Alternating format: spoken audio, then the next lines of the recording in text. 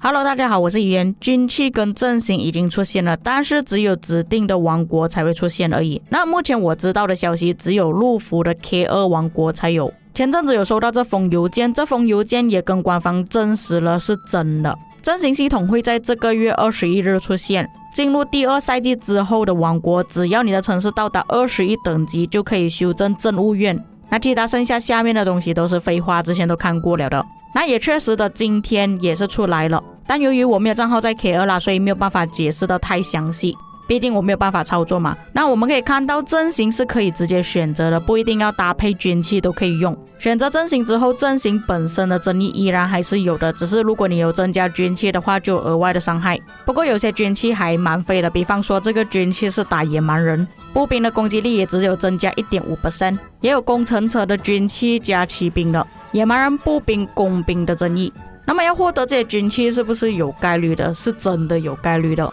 那当然了，概率的东西我们作为参考就好啦，官方的概率呢通常都是不准的。可以确定的是，军器只有分成3个颜色，蓝色、紫色、金色，比较大的几率可以获得蓝色的军器，还有资源类的道具，并且还有机会可以获得加速贤者之证。贤者之证就是我之前讲的，跟是梦之书一样，需要花10个宝石去购买，不过也是有概率可以从这里获得。剩下的就是加速、通用、训练、研究都有。至于政务院到底要花多少的贤者之证，我也不知道，我也没有账号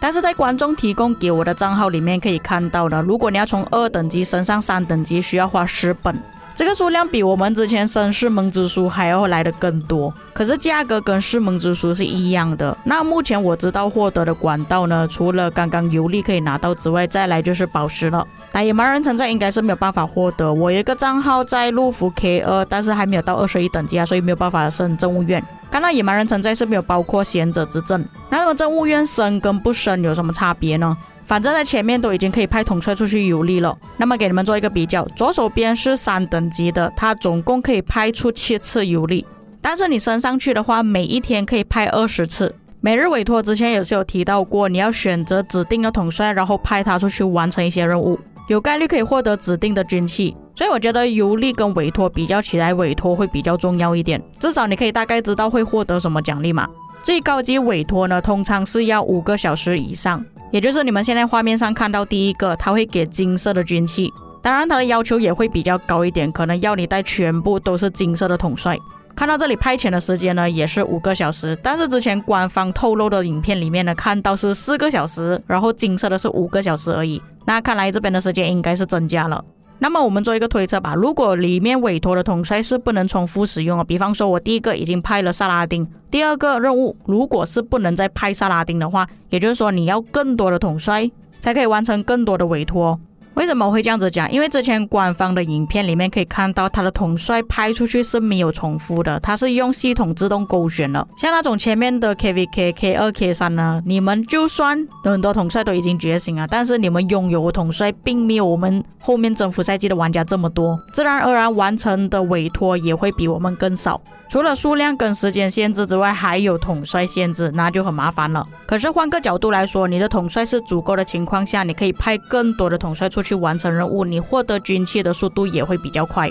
像左手边的委托，它的要求是15个任务完成嘛。假设你的政务院是升满的情况下，一天可以完成8个委托，只要2天时间就可以开里面的宝箱了，并且宝箱打开之后全部都是金色的军器。所以推荐一些玩家，你们有能力把政务院升上去的话，尽量把它给升满。但是我看到陆服的玩家已经开始讲了，如果你要把政务院升满的情况下，好像要花20万宝石。20万宝石比你转轮盘转3天还要来的更多。这个列表是陆服的玩家做出来的，但是你们可以看到这里的等级，它是从第10等级开始。我计算过了，它最后的宝石总消耗20万呢，其实是已经有包括前面的10等级之前的。但是他拍这个照片只是拍一半而已啊，所以我们看不到10等级之前的建筑到底需要花多少的贤者之证。不过可以确定的是，肯定少过60个。那我们现在拿世盟之书跟贤者之证来做比较。那么你是新玩家，你的城堡还没有升完，又要升政务院，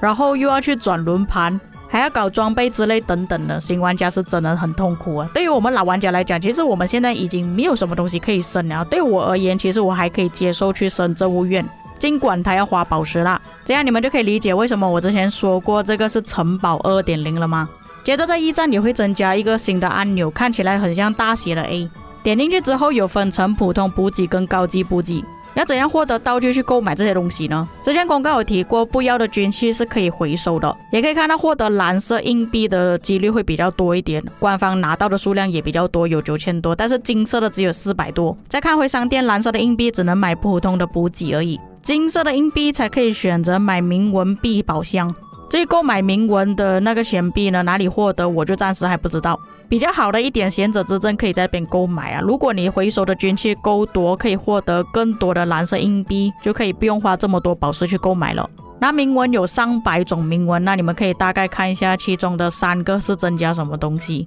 铭文就很赌运气了，如果你拿到一些很废的铭文，你就只能再次铭文多一次。不能一一描述给大家知道铭文到底有什么争议了，只能通过你们自己进入游戏之后才可以看到，太多种了。不想从商店查看也可以点选铭文界面查看，在界面查看也比较方便啦，因为商店呢它是有不同的阵型，用不同的铭文，看到也比较混乱一点。最后当你的队伍派出去就会变成这样子，还是可以看到阵型是怎样摆的，就算是简化版也是有简化版的版本。讨论性比较大的还是远程攻击，这个远程攻击一定要在固定地点才可以攻击，不像龙与纷争那样子可以自由行军，并且在攻击的时候它的怒气是不会提升的，就算你的怒气是满的情况下，你变成箭塔它也是不会无限的一直放大技能。那只能说这个远程攻击甚至比箭塔还要可怜啊，箭塔还有箭塔专属的统帅可以用，他们的技能还是可以释放的。不过比较有趣的地方是，如果你用这个远程攻击啦，它是不会触发到狂热状态的。虽然远程攻击是真的很烂但是你们还记得吗？之前我有讲过，官方是有打算要出远程统帅了，并且 MGE 之后的领袖统帅会替换成远程统帅。现在觉得远程很烂，应该是没有搭配统帅的关系了，所以他的技能没有办法释放，也打不出很好的效果，所以我们只能等之后更新才知道效果了。以上就是我收到的情报，那当然的，由于我本人没有在里面玩的关系，所以有一些东西可能讲漏了，知情或者是在地的玩家可以帮我补充一下。我个人的感想其实还是一样啦，大佬会变得更强，新玩家会变得更辛苦。那假设说你是一般平民玩家，你想要躺平不想要用这个东西的话，也比较难一点啦，因为大家都在用，如果你不用的话，你就等于死了。这个系统本身阵型就有加成，再加上军器铭文，它加起来所有争议呢，会比我们现在装备还要来得更夸张。所以各位观众，你们还是努力的去采集宝石吧，尽量把任务院升满，尽快拿到更多的军器，才可以打造更强的装备。以上就是本期内容，你们有什么看法可以在评论区给我知道，我们下期再见。